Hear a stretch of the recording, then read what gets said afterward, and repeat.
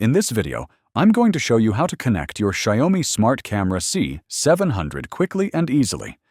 Pairing it with the My Home app lets you monitor your home anytime, anywhere. First, plug in your Xiaomi Smart Camera C700 and turn it on. Next, download and open the My Home app on your smartphone. Sign in or create an account if you don't have one yet. Tap the plus icon to add a new device.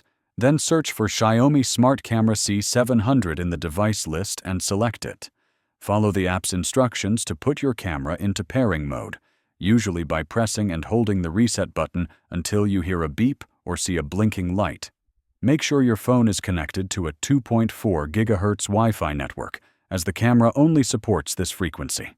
Enter your Wi-Fi password when prompted. Wait a moment while the app connects to your camera. Once connected, you'll see the live feed in the app and can start using your camera right away. If this video helped you, please like and subscribe to the channel for more easy smart home guides.